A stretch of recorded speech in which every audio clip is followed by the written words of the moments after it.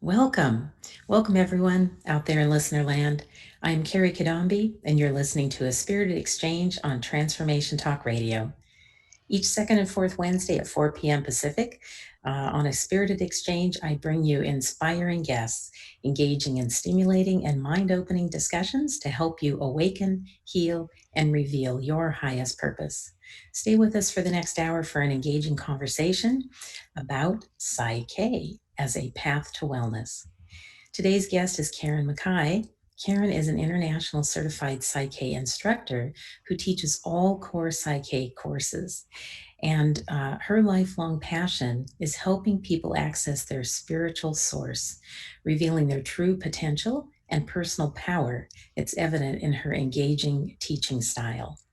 As a business entrepreneur for 40 years and a former hypnotherapist, Karen has utilized Psych-K for the past 11 years to help others discover, understand, and change their perception and limiting beliefs. She loves helping people create a more fulfilling life and a dynamic future using the life-changing processes of Psych-K. In this episode, we'll talk about the power of Psych-K to create new, powerful, life-enhancing beliefs at the subconscious level, which in turn enable us to attract or bring into reality that which we want in our lives.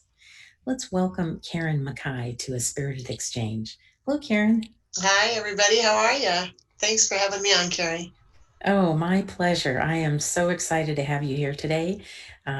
Psych-K has been a real help in my own life, and you have been instrumental in that, being an instructor in a couple of the courses that I've taken. And I just want everybody to know about this modality and what it can do for them. So I'm really looking forward to what we're going to be talking about here today. You bet. Yeah, so I wanted to say that I believe that we are here to learn, to heal, and to grow. And it's our individual responsibility to actively take part in our personal growth and evolution. And in this way, we're not only helping ourselves, but we are contributing to the collective and its healing and evolution. And for this reason, I felt that it was important to create this series of episodes that I call A Path to Wellness, and to highlight some of the powerfully effective healing modalities that are available today. Sorry, a little phone ringing there. So in today's episode, we're going to explore Psych-K as a path to wellness. And I feel like it's an incredibly effective and easy system for making it simple to take responsibility for our personal growth and healing. And before we get into the real nuts and bolts of what Psych-K is, I would really like to hear your story, Karen, of how you became drawn to Psych-K and what it's done for you in your life. So maybe if you can tell us a little bit about, how you came to know about Psych-K and what attracted you to it. Sure, you bet. Well, how did I get drawn to Psych-K? I would say that it drew me, actually. I had gone to a Thursday morning breakfast group that was a bunch of different entrepreneurs and business owners called Honoring Spirituality. It was being held in Denver, Colorado. And there were lots of different people from lots of different businesses there, realtors and massage therapists. There was lots of different kinds of businesses. We had over 60 people at every Thursday breakfast group. So it was a really large group.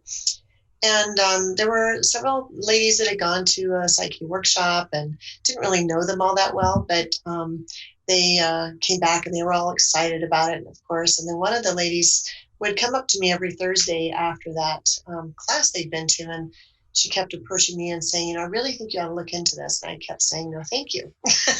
So I said, no, I'm not really all that interested. I'm fine. I'm doing hypnotherapy. That's what I love to do. In other words, leave me alone. But she wouldn't take no for an answer. And I'm really glad that she didn't.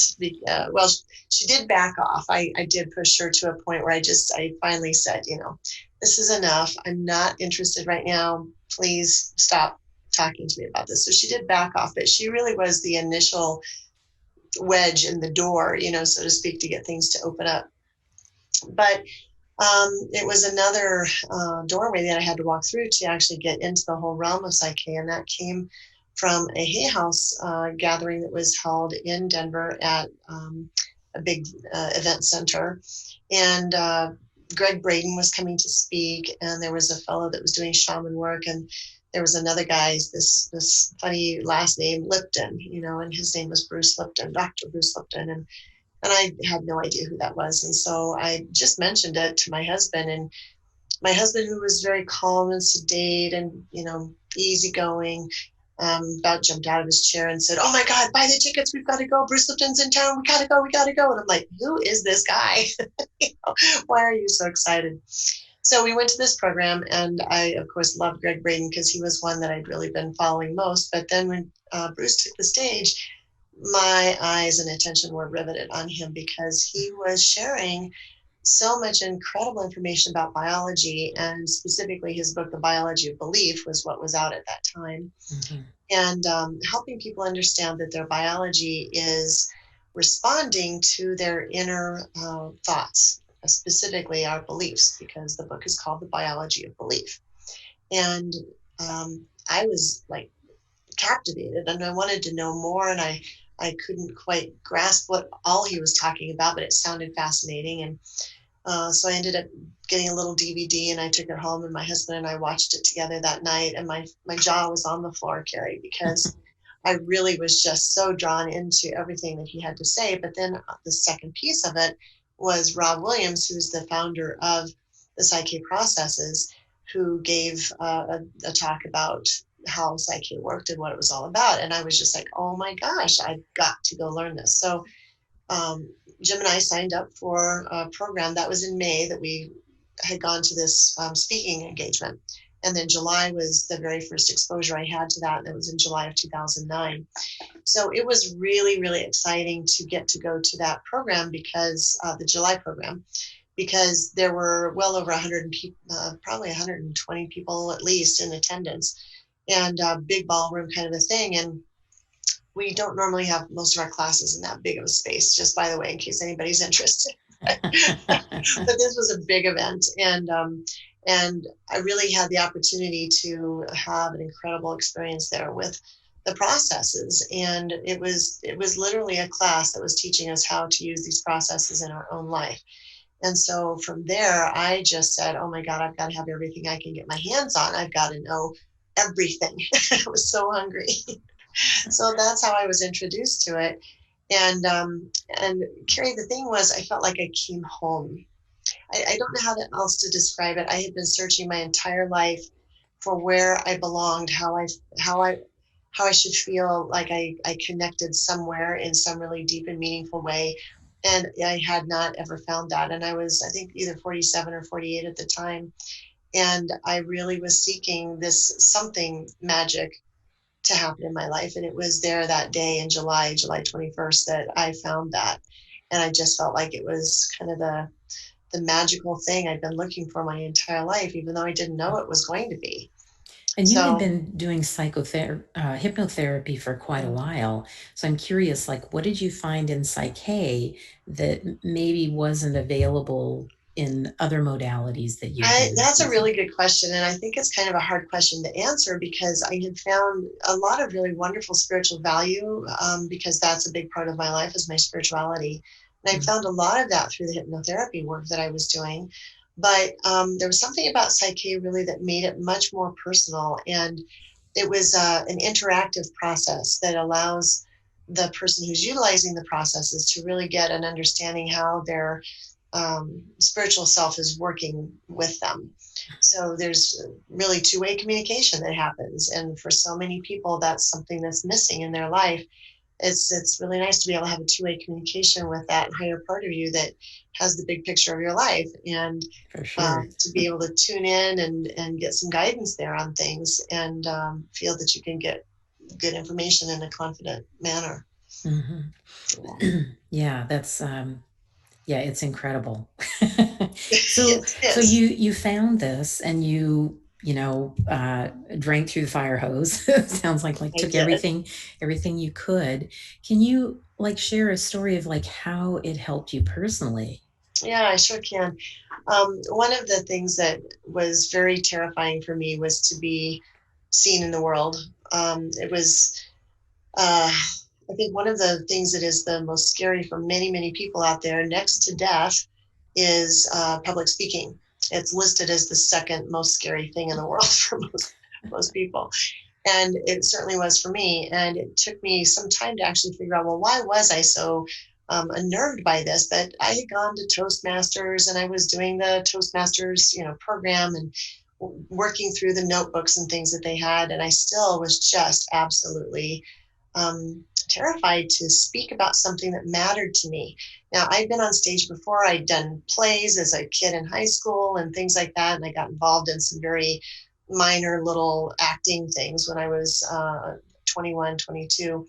But I wasn't, that was different because I was a character then. Mm-hmm. But to really share something that's personal to me and share that with perhaps others that might have a different opinion was terrifying. And so that was really, really hard.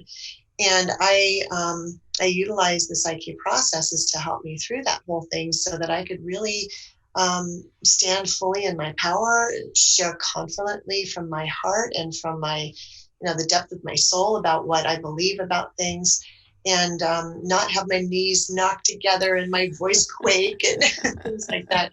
I'm a little rough in the throat today just because I was doing a 3-day workshop this weekend. It's Monday and my voice is a little tired, so sorry if it's a little gravelly.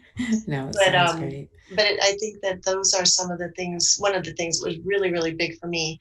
I've also worked a lot on my own health issues, and I shared in the class this weekend that that's been a really big deal for me because my mother taught me that it was normal to be sick. And sick meant staying home from school, of course, and so sick that you had to be in bed, and fever if at all possible, and antibiotics too. You got to have the antibiotics. So I was on antibiotics a lot, and so literally my understanding of normal as far as health went was having antibiotics at least 4 to 8 times a year. Oh my goodness. And that's what I was living on, and my immune system really was very damaged because I was on antibiotics so frequently.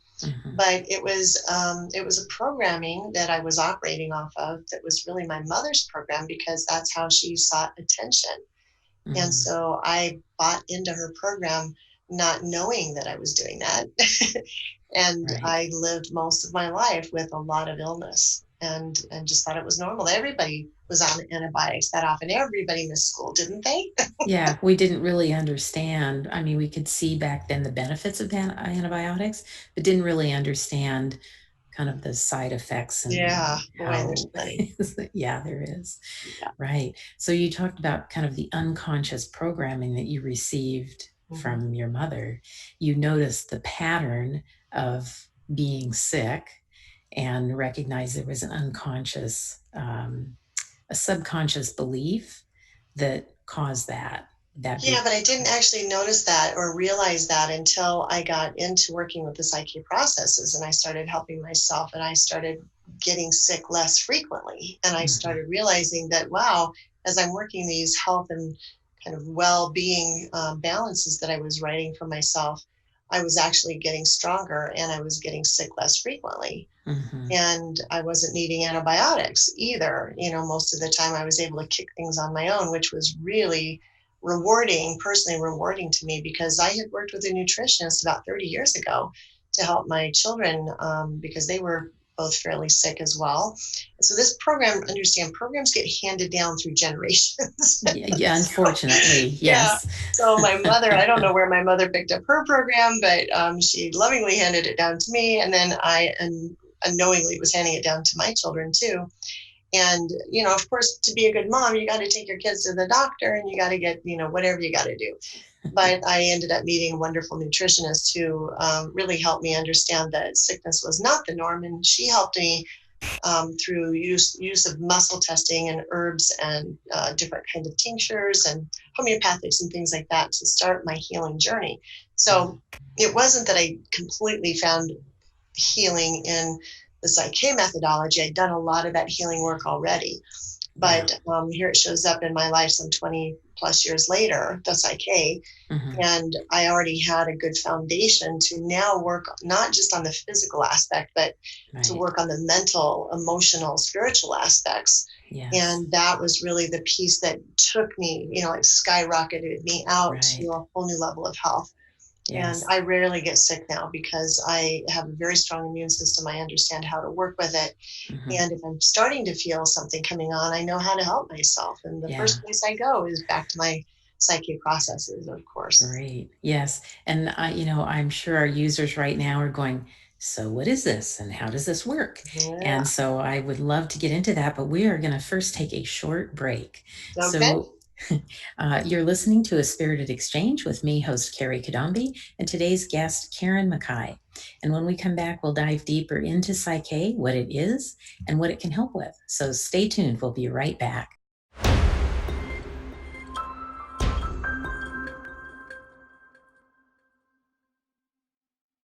Hello, we're back on A Spirited Exchange with me, host Kerry Cadambi, and today's guest, Karen McKy. And in this episode of Path to Wellness, Psych-K, in a moment, Karen will explain what Psych-K is and how it can help us and share some inspiring real-life examples. But before we continue, I want to make sure everyone knows how to contact you, Karen. So could you please give us your contact information and also some information about the free gift that you have for our listeners? Oh, okay. All right. Happy to do that.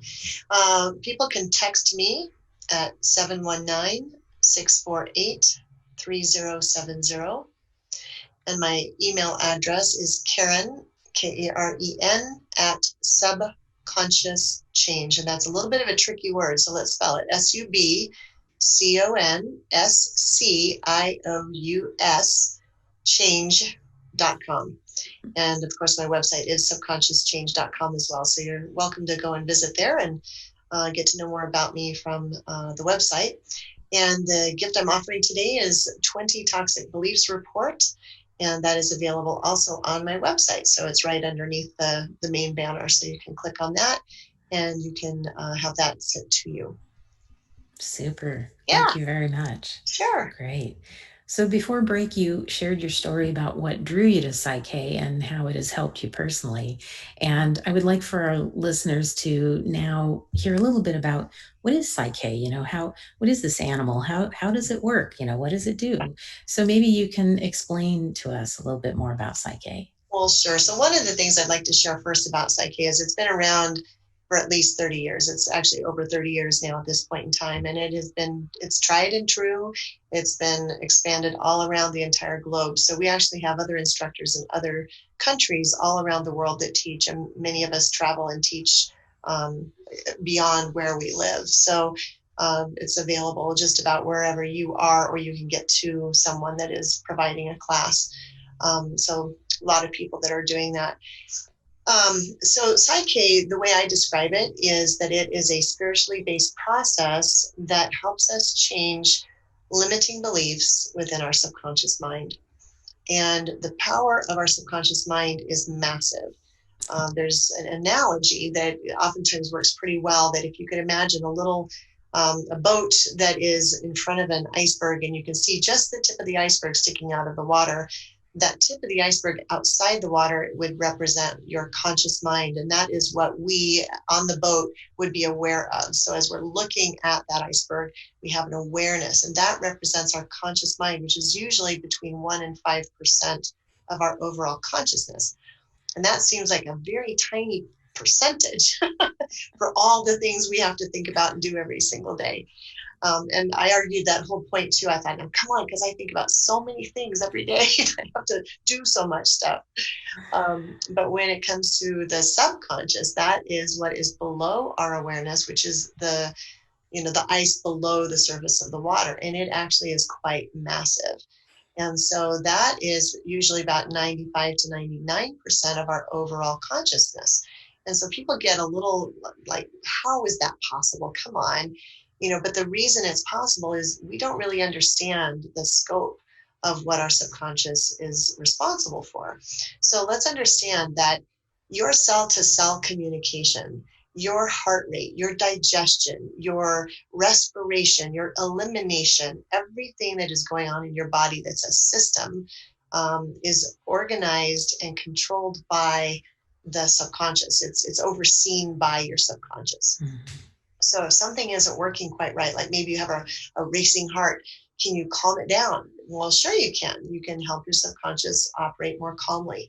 There's lots of different bodily functions that we can create a direct effect on by using the power of our subconscious. So it's really a great idea to be able to get a handle on how to handle that big monster consciousness, because it's responsible for running the programs. Now here comes the programs piece. It holds on to the programs, and it's responsible for operating those programs. And that's where the big damaging stuff comes in, because it doesn't really discern or differentiate what's good and what's bad. It just says, oh, I've got this program. I'm supposed to run this program. So I'll keep running it until something changes and tells me not to. And that's why I kept running my mother's program about illness, because I didn't have any other directions. I had no other operating commands that altered that program. So Psych-K works with the subconscious then to help it change and alter the programs that we are running our lives from. And the other thing that can be really kind of tricky, as my friend tells me, that you don't know what you don't know. Yes, And that's a big problem. It's the thing, so your subconscious is running these programs, but you don't know your subconscious even has the programs. And so you're living this life with all of this stuff happening that maybe you're not really all that happy about. Exactly. And you consciously try to change how things are going. But consciousness at the conscious level is not necessarily enough to get it to actually shift. So we've got to be able to get into the subconscious and alter those programs so that we can have a different manifestation in our life of what we truly want to have. So how does Psych-K work? It works by utilizing the subconscious. We teach in the basic workshop how to utilize specific forms of communication to work with the subconscious so that you can understand what's happening. We notice that the body's energy pattern changes when we think about something that we're happy about, something that's engaging and pleasant, something that we like. But we also notice that the energy pattern in the body changes when we think about something that we dislike or find unsatisfactory or distasteful or whatever. So the energy in the body actually shifts as you think any thought throughout the given time period through your day. And you are not necessarily even aware of those energy patterns changing unless it's something pretty profound, like maybe you have a stomach ache, or you're thinking about driving over a very high bridge and you don't like driving over bridges. And so then your heart starts to race, or you get clammy, wet hands, or something happens like that. So when we get these big signals, it's usually like the loud banging on the door kind of a signal that happens. But actually, all throughout your day, you're having these little subtle energy changes taking place. And if we only knew to pay attention to those, and we had a way to pay attention to those, then we could be much more interactive with our thoughts and our beliefs. So we teach anybody that wants to come to a workshop, we teach them how to start understanding these subtle energy signal changes that are going on by a very specific process. And then beyond that, we teach you how to utilize that testing process to go through a protocol so that you can change the limiting belief that you want to change. Now, we are not here to talk about any kind of dogma. We're not a religious organization, none of that. So Psych-K is all about you being in the driver's seat of your life. And you get to choose what you want to program your subconscious with. And I really like that, Kerry, because for me, I'm a do-it-yourself kind of person. And I like hammers, I like screwdrivers, I like power tools, I like walls that need to come down. And so I like Psych-K because you get to play, you get to go in and create internally what we're going to be operating from. Well, and I like one of the phrases that I've heard in class, which is Psych-K is a do with rather than a do to. And so, Absolutely. we have kind of our own responsibility and our own way of knowing what is right for us and not Mhm. relying on what someone else is telling us. Absolutely. We have our Yeah, own wisdom, our and we own really wisdom. encourage people to tap into that wisdom. And it's one of the most important things that we need to do to change our limiting beliefs is to know what it is inside of us that we're operating from. And so oftentimes people say, well, how do we do that? How do I find out what these crazy programs are to begin with? Well, the first thing you can do is get a piece of paper and a pen and sit down and ask yourself, what is it that I hear my mother tell me? What are the nagging little thoughts in my mind that I hear mom's voice accompanied by? And start writing those down, because most of our limiting beliefs come from our parents in our first 7 years. Hmm. They're usually the people that we spend the most time with. At least in our generation, Carrie, we oftentimes had our moms around quite a bit, or our dads. Mm-hmm. Nowadays, children grow up much more in the early years with care facility And supervision and things like caregivers. that, and Mm-hmm. interacting with other children. So sometimes those messages do come from other kids. Like one of the messages I got in first grade was some kid ran up to me on the playground and looked at me and said, "Hey, you're stupid." I didn't know this kid. He Oh, didn't know me. But the was the power kid of that hit, right? and I Yes. sucked it in, and I was emotionally upset when I heard it because I knew what the word meant, and Mm-hmm. nobody had ever called me that before. Right. And it was an interesting thing because I did begin operating my life in that way too, because I let this other person have more power in my life than me. Mm-hmm. So, Yeah. So one of these ways to recognize what's like below the water level, this mhm, iceberg thing, is to recognize those where we're hearing our parent tell us yeah, something. Um, I I I imagine another way is like when we get triggered, like hmm when we respond in an unusual degree to something, then that's usually an indicator that there is. I talk about like a root cause, something right. within. Right. Well, there's always a root cause because we're all about cause and effect. You Yeah, can't get away from it. It's the yeah, way it works. right, Yeah. yeah, Yeah. uh, So when we notice a trigger, like if somebody flashes to anger, and if you can say, hey, what's that anger all about? And if they are willing to calm down and work that through with you, they can get to a place where they can discover what the anger is about. And mhm, oftentimes it's a message that's been given to us by someone important in our lives, and we are um, responding or actually reacting more to mm, that old program, right, and not necessarily even being truly present to what's actually going on or being said in the moment. mhm, So we're operating right, out of these past experiences that we've right. been entangled with. Yeah, whether it's a program belief or a wound.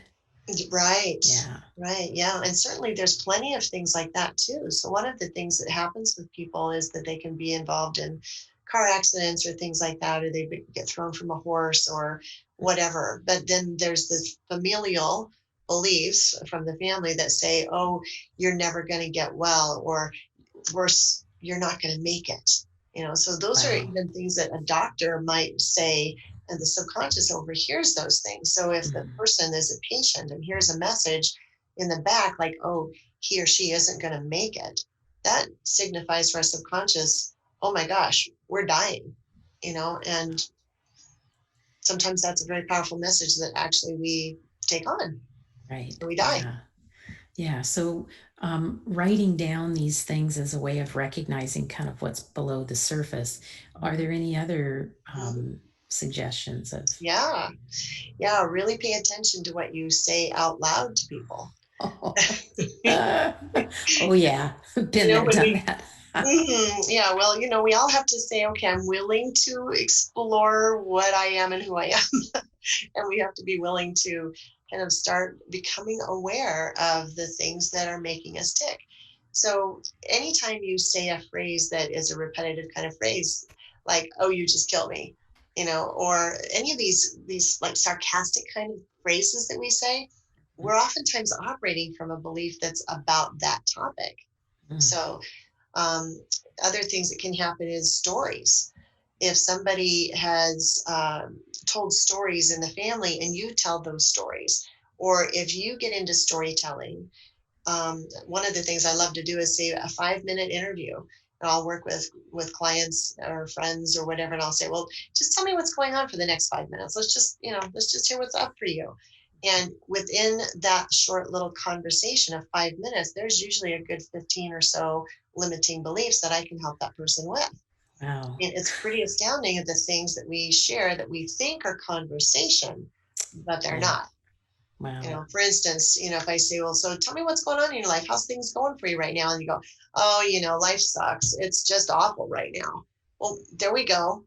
Life Yeah. sucks. It's awful right now. That's a limiting belief for sure, Two of them too. Yeah. right there, and that's not even 10 seconds worth of conversation. So this is really fascinating how we can start observing what's going on and identifying what some of these limiting beliefs are. I'm wondering if you can share some stories of how Psych-K has helped uh, people get through something. Absolutely. Yeah, I'd love to share. So we had a really fascinating group of people for a basic workshop this weekend, which I mentioned earlier. And several stories I'd love to share. And I don't know exactly how much time we have. So Kerry, if you need to cut me off, feel free to cut me off. But Okay. I'm going to start with one story of a lady that had been in 4 different car accidents. 3 were caused by other people, and one was a fender bender that she had created. But for 30 years, she said she had a lot of pain, neck and shoulders up in here. Mm-hmm. And there was no reason. I mean, she had done all the physical therapy. Everybody said you're fine, but she was still experiencing pain. Mm-hmm. So we went through a process where we helped people with stressful situations where she was able to kind of imagine different pieces of these accidents and transformed them into a whole new state of being for her. And she didn't have any more pain the whole rest of the weekend. And this is not unusual. Now, why does that work? Well, because the subconscious mind is always holding on to the present moment. Now, I don't know what years these car accidents were, but I'm just going to give some years just for the fun of it, just to give us some mile markers. But let's say the first one was 20 years ago. And then, I'm sorry, she told us it was 30 years ago. So 30 years ago. Let's say the next one was 10 years later, and then another one was 5 years later, and another one was 5 years later. So there you go, My 20, goodness. 10, 5, and 5. So Yeah. the idea is that the subconscious holds on to that first one and the second one and the third one and the fourth one. And it says, see, this is all the present moment. Mm-hmm. And the subconscious does not process time like the conscious mind does. Conscious mind, we're very linear. We say, okay, we're getting up at 6 o'clock in the morning and we have to be at work by 8, and we got to do all these things in between that. The subconscious mind operates like it's always right now. Mm-hmm. It doesn't do time the way conscious mind does. Mm-hmm. So it was as though her subconscious was in every one of those car wrecks at the same time, and it was still happening right now. Wow. Even though it was over a span of 30 years. So That she could is never. that is not helpful to hang on to. No. But Oh what my she was goodness. as astounded as, most of the people in the class, because they hadn't had anything happen like this yet. Mm-hmm. But we were able to do this as a demonstration just to show the power of the subconscious is quite massive. Right. Now, had So she still had a physical injury that was not healed, the pain might still have been there, but she had been healed for quite some time. right. But it was just this pain. It was the remembrance of the pain Yeah. within the subconscious. And so when we gave the subconscious updated operating instructions and said, hey, that was then, here's a new now moment, the subconscious goes, oh, okay. So it's like you take a file out and you correct the file, and then you put the file back in the file drawer, and it does what it needs to do. Right. So this is an example of an actual physical pain resolution that happened. In a couple of minutes, can you share maybe another story of how it may help, like on a mentally or emotional or Sure. spiritual level? One of Sure. those? Yeah. In fact, I'll tell you the next one about this wonderful lawyer that was here. So this is a gentleman that has recently retired, but he still has his fingers in a lot of pies, after retirement because his limiting beliefs. And I'll share some of what his limiting beliefs were with you. And I'm just going to read these so I can make sure I can share them properly. But One was that he said, I'm a fraud, and I appear to be successful, but I don't really believe I am. I'm only as good as what I do. I'll become irrelevant if I don't stay in the public eye and keep busy, being out there. So he couldn't really let himself enjoy retiring. And I'll become non-important. I won't be. I won't be if I retire.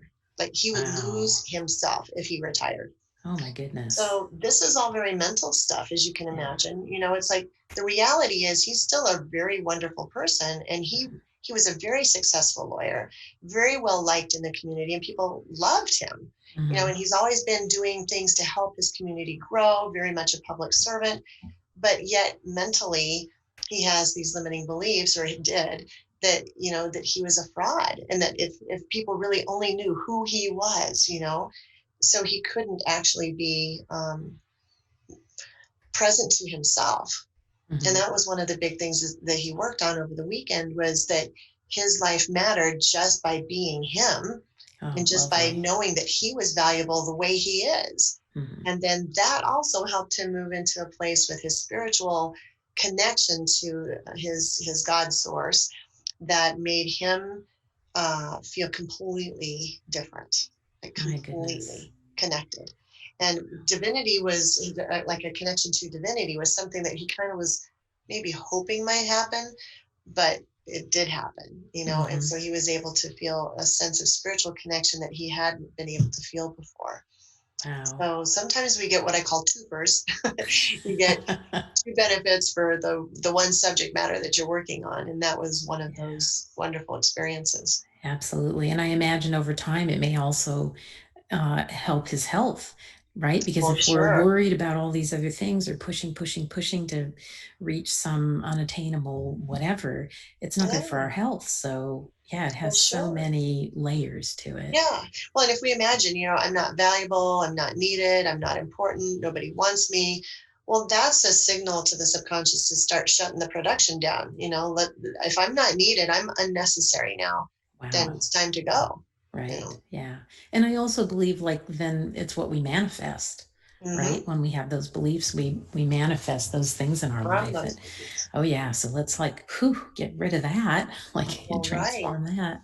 Wow, Right. that is powerful. Yeah, and Carrie, I just want to share with you that is usually what drives people to find help for themselves, is they see these manifestations in their life and they don't like them and they don't want them anymore. Mm-hmm. They don't really understand what beliefs are actually creating those manifestations. Mm-hmm. So when you look out at your life and you see, well, there's this problem and there's that problem and there's this other problem, what's creating that? That's where we start tying into those limiting beliefs that are actually creating those results. Great. And I want to talk a little bit more about that when we come back from break. So we're going to Sure. take a little break right now. I'm Kerry Cadambi, and you're listening to A Spirited Exchange. And when we come back, Karen will share some steps that listeners can take themselves to reclaim personal empowerment. But before we take a break, Karen, can you provide your contact information again for our listeners, Sure, please? sure, you bet.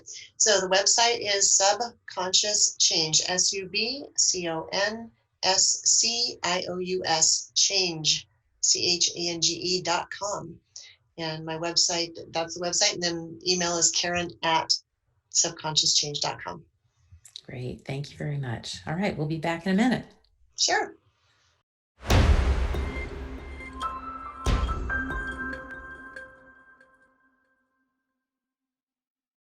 We're back on A Spirited Exchange with me, host Kerry Cadambi, and today's guest, Karen McKy. And we've been talking about Psych-K as a path to wellness, defining what it is, what it can work on, and how it works with limiting beliefs and changing perceptions. And next, Karen is going to share some steps that listeners can take themselves to reclaim personal empowerment and reconnect to a greater sense of peace. But before we dive into the remainder of this episode, I want to let you know how you can reach me and learn more about how I help clients unlock their full potential to living their life on purpose. So you can check out my website, which is thedivineguidancegift.com, or you can sign up to work with me online in private sessions or in a group program. And I'm also offering a free event series called Divine Spirit at Play for energy healing and co-creation with spirit. And you can find details on Eventbrite and can sign up for the next session there. So great, Karen, we are back. And let's talk a little bit more about Psych-K. So as a healing modality, it can help us on so many levels, like you were giving some examples of stories before we went to break. And it's actually easy and rather quick and has lasting effects. So hearing stories of people's experiences and also having my own experiences with Psych-K balances gives a taste of what is really possible for anyone to achieve. So I'm wondering if you can share with listeners what they can explore, how they can explore more of Psych-K for themselves. And also you've generously offered a free gift for our listeners. So if you could talk a little bit about that too. Oh, there's so much, Kerry, all at once. Okay. All right. Well, as mentioned before, I think it's really important for us to, first of all, develop a sense of an awareness that there's something that isn't quite right, and we have to start identifying for ourselves what is not quite right. I think even preceding that, though, there is something that I call a state of readiness. And we have to actually be ready to make some changes in our lives. Oh, dear. I don't know what to do about that. That was a Skype call coming in. Sorry. Wow. Okay. I think that can be edited. I'm going to unplug my other device. No problems. Okay, and I can still hear you and you can still hear me? Yes. Okay, sorry about that, Olivia. Okay, good. Yeah, I know it can. It's good to have it pre-recorded. I had no idea that was going to happen. All right, so let's go back to, okay, I'm being ready. Yeah. All right, so what I call this level of readiness, being ready to make changes, is really our first step, I think, because if we're not ready to make a change, we're not going to. And it doesn't matter how many times somebody else points out to us that, hey, something's wrong, you need to do something about this. That's just not going to help unless we're actually ready to take on the power within us to make a change. So then next really comes a level of awareness. Okay, we ask ourselves, well, what is going on? Maybe we have had a friend or a loved one point something out to us and we're concerned enough that we'd like to make a change about that. So we start becoming more aware. When does this happen? What circumstances am I in when these kinds of things happen? Are there particular phrases that I say? Are there particular thoughts that I have? So those are things that we can start writing down. I like to think about ourselves as being scientists, but we have to be our own scientists. Science actually means the study of, and we really need to study ourselves. When we study ourselves, we're going to get great information, and then we're going to be able to do something wonderful with that information once we know what's going on inside the subconscious. So as we start digging into those thoughts and ideas, then we could see the manifestation part. So most of the time, that's where people go first, is they'll say, well, I have this particular behavior, or I have this particular pattern of things that keep occurring in my life, like maybe frequent car accidents. The fact that this one lady had the 4 car accidents, 3 which were not caused by her. You might say, well, she didn't cause those. No, but she was in a car accident, and there's patterns. There's just patterns. So we have to ask ourselves, well, what's causing these patterns in the first place? So I mentioned, for myself, I was frequently ill all the time. Well, what's the really big benefit of being ill? Okay, let's talk about that one next, because there's something else now called secondary gains. So another thing that we can look for within our own self is, what is my payoff? What do I get? There's something I get by having certain kinds of behaviors or certain kinds of attitudes or even emotions. If I cry at the drop of a hat, what does that get me? Well, sometimes it gets people attention. Like I mentioned for my mom, she was frequently ill because she was really craving attention from my dad, who was working many, many, many, many hours. And he wasn't really available to her, but she was also craving attention from her mother and father, who lived 500 miles away. So to get them to come and visit, she would get very sick and they would drop everything and run out to see her. So this is what a secondary gain is, and they're very, very powerful. And oftentimes you won't even realize you have a Yeah, secondary. they're not even like a consciously planned thing. Right. They're Yeah. very subtle and they're very sneaky, a lot of them. But you can start by asking yourself that question: do I get some benefit from having a behavior or doing something, even thinking a certain way? Do I get a payoff? And that can be very revealing if you're willing to be very honest with yourself. Mhm. So once you've written down the manifestations, here's the things that show up in my life, and you go to the place next of what's underlying those manifestations, what's causing this manifestation to show up. Then that's where we start digging into the limiting belief idea. And we start to find those limiting beliefs that we're actually living by. And they're oftentimes subtle. Sometimes they're very blatant. We might actually be kind of like, oh, I know what those are. And as I mentioned earlier about maybe statements that your mother would say or your father would say, as I shared earlier in the program, those are good places to start too, because they can really help us understand why we're operating the way we're operating, or we're thinking the way we think. Mhm. So once we've got those pieces of information, you might say, well, great, it's nice to have the details, but what do I do with it? Right. And that's where a person can then either engage a Psych-K facilitator to help them work through these limiting beliefs and change them into what we want instead. That's the next big piece. We have to ask ourselves, well, what do I want instead of this limitation? So, and that's very personal to you. Each individual person that has a limiting belief has a different thing that they want instead. One of the big toxic limiting beliefs that so very many people have, and I've taught many different countries around the world, and it doesn't matter where I go, what country I'm in, I hear the limiting belief that I'm not good enough. Oh boy. Yeah. Yeah. And to me, that is just one of our most toxic beliefs that we have, because when we're living from a place of I'm not good enough, then it doesn't matter what we do. It's never going to be good enough.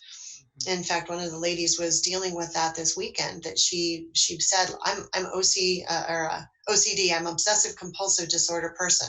Mhm. And I said, really? And she goes, oh, absolutely. But I don't know where it comes from. I don't know how to figure it all out.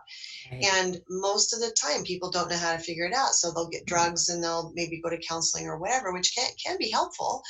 But she wanted to get down to the bottom of it. She wanted to understand what was really causing this.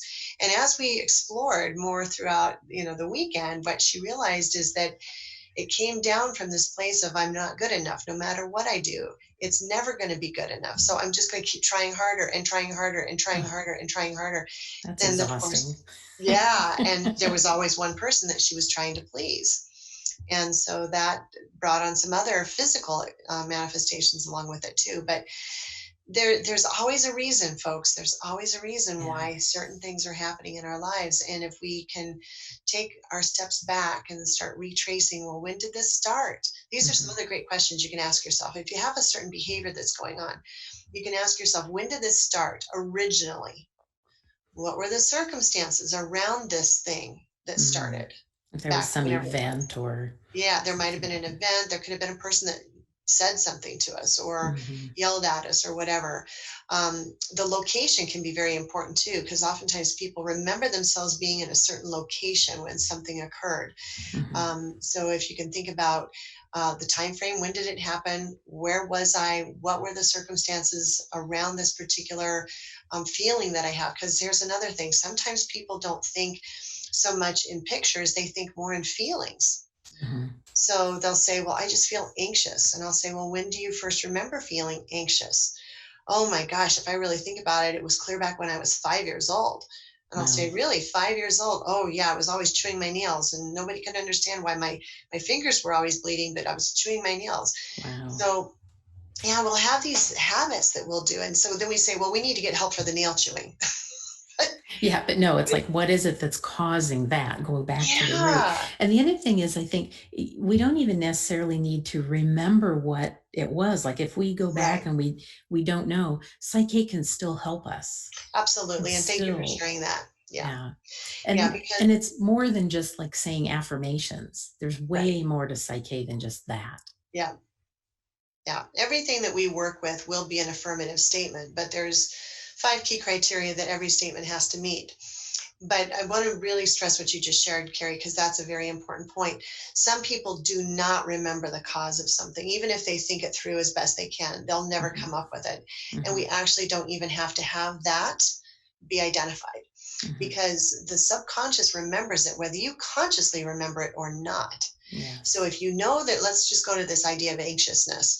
You don't remember the 5-year-old nail chewing thing, but you remember just being anxious and you're still anxious and it doesn't matter when it started. Can we help you with that? Yes, we can. Mhm. And so we say, what would you be rather experiencing? So depending on where you're at, you might have all kinds of different answers for that. But then we take what you've been experiencing and we help you transform it into what you would rather be experiencing. Mhm. And that can be an incredibly big relief energetically to your Huge. entire physical system. I know one of the Entirely. questions you'd asked me off camera earlier, Carrie, was what are some of the benefits that people get, Mhm. from working with Psych-K? And I didn't really actually address that. One of the benefits that people always report is that they feel so much more relaxed. The stress levels decrease. And sometimes people feel really exhausted after they've worked a Psych-K session because they've been so pent up with so much energy, and it's almost like they're kind of tearing themselves apart. Like if you do the isometric exercise where you pull as hard with both directions and Mhm. you hold it, you hold it, you hold it, and then you let it go, you can feel the energy just kind of, draining out of your system and allowing your body to recover. So a lot of times people actually feel this big sense of release that happens in their physical system and some exhaustion or tiredness. And I'm Yes. always happy when they say, I feel so wiped out. I'll say, good, we had a big session. Stuff is happening, right? That's a Stuff is good happening. thing. That's a good Yeah, thing. And then to honor ourselves afterwards and allow ourselves to recover and things to integrate. right. Yeah, because Yeah, sometimes it might take a little time, but yes. so much of it is just immediate with Psych-K. It's really astounding Yeah, it can to be very say. astounding for people. Yes. Yes. Yes, my goodness. We could talk for hours Hours. about this because there is so much about it. But we'll just say this is a taster today, and Karen Yeah. has provided some fabulous ways to get a hold of her and to check out her website, learn more about Psych-K, take a class, Yeah. have a session. Would like to just say, so here's the thing. I mostly teach now, Carrie. So what I'd love to tell the listeners is that you have this beautiful lady right here named Carrie who would love and be awesome at offering you sessions. So um, I'm not Thanks, doing Karen. real large number of private sessions at this point Mhm. because my focus truly has been on teaching. That's really where my passion is. So the great first step for you to be would be get a hold of Carrie, and she will lovingly guide you through a Psych-K session or two, as many as you want, I'm quite sure, right? Whatever a person needs and whatever Yeah, timing they need it. Absolutely. Thank you very yeah. much. Yes, And I then I'm love happy to Psych-K. pick up the ball and run from there. If you want to get into a class and learn how to help yourself, then I'm happy to help you with that. So it's Super. it's such an amazing set of processes that allow you to really become the powerhouse, to claim your power Yes, and stand in your power and help the world change and be better because you are in a higher level of function. You're a absolutely. higher being at that Yes, point. Yeah. great. Thank you so much, Karen, for being with us today. You're I welcome. It's always a joy to talk with you. You have so much information about Psych-K and so much passion. And I think our listeners today will be able to see that and appreciate what they have learned about this modality, the potential for helping them, step into their own power and live their life with more ease. That's So right. thank you so much for being with us today. Thank you. Great. Thanks, Carrie. Thanks, You're welcome. everybody. And I want to thank all of our fabulous listeners who've tuned in today with open, curious, and receptive minds, eager to awaken their own personal evolution. Please join me every second and fourth Wednesday at 4 p.m. Pacific Standard, 7 p.m. Eastern. My next show will be on August 12th and will continue on the theme of a path to wellness, exploring other beneficial and effective healing modalities to assist us in the pursuit of our individual and collective evolution. I'll see you back here next time, and until then, I wish you peace and good health.